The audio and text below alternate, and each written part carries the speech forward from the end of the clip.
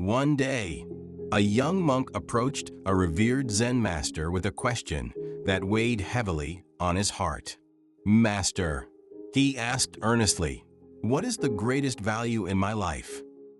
The Zen master gazed at the young monk, a knowing smile playing on his lips. "Go to the back garden and pick up a large stone," he instructed. "Take it to the market to sell. If someone asks for the price, don't speak. Simply show them 2 fingers. If they try to bargain, don't sell it. Bring it back to me, and I will reveal to you the greatest value in your life." The next morning, with the first rays of dawn painting the sky, the young monk carried the stone to the bustling market. Stalls were lined with vibrant goods, the air abuzz with chatter and the scent of freshly baked bread. Before long, a curious housewife approached him. "How much is this stone?" she asked, her voice tinged with interest. The monk silently raised 2 fingers. $2, the woman guessed. The monk remained silent but shook his head. She reconsidered, saying, $20. I could use it to press my pickled vegetables." Amazed, the young monk thought to himself, $20 for a plain stone. There are so many stones like this in the mountains. But remembering the master's words, he did not sell it. He returned to the monastery, his mind whirring with disbelief and excitement. "Master," the monk said, his voice laced with awe, "a housewife was willing to pay $20 for my stone. Can you tell me now, what is the greatest value in my life?" The Zen master chuckled softly. "Not yet, my child. Tomorrow, take the stone to the museum. If someone asks for the price, show 2 fingers. If they try to bargain, don't sell it. Bring it back, and then we'll talk." With a heart full of anticipation, the monk set off for the museum the next morning. It was a place filled with rare artifacts and the echo of history. Visitors whispered in reverence as they moved from one exhibit to another. Soon, a small crowd gathered around the young monk, intrigued by the simple stone in his hands. One voice rose from the crowd. "I'll pay $2,000 for that stone," someone offered, eyes glistening with eagerness. "I want to carve it into a statue." The monk's eyes widened in disbelief, but he remained silent. He remembered the master's command and brought the stone back, even as the crowd murmured in confusion. "Master," the monk exclaimed, his breath catching in his chest. "Someone offered $2,000 for the stone. Now, can you tell me the greatest value in my life?" The Zen master laughed, his eyes filled with understanding. "Tomorrow," he said, "take the stone to an antique shop. Do as before, and if someone bargains, bring it back. Then, I promise, I will tell you." The next day, the monk carried the stone into an antique shop. The space was filled with priceless heirlooms, relics that spoke of eras long past. A hush fell over the shop as eyes turned to the monk and the mysterious stone he carried. A wealthy collector stepped forward, inspecting it closely. "I'll pay $20,000 for this stone," he declared, his voice steady but urgent.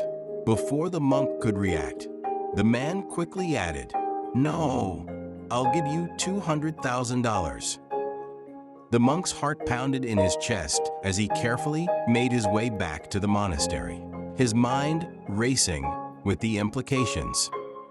"Master," the monk's voice trembled with excitement, "someone offered $200,000 for our stone today. Surely, now you can tell me the greatest value in my life." The Zen master's eyes softened, and he placed a gentle hand on the young monk's shoulder. "My child," he said, his voice filled with compassion, "do you see now? Your life's value is like this stone.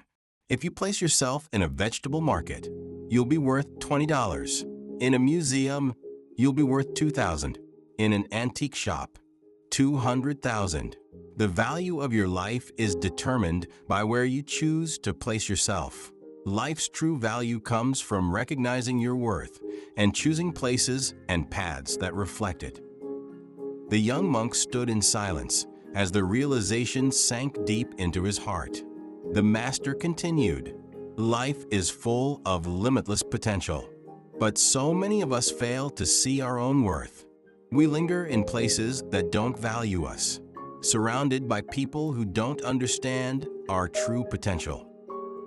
The monk nodded slowly, the weight of the lesson resonating through him.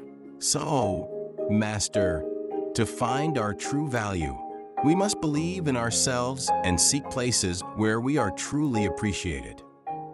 "Exactly," the master said with a smile.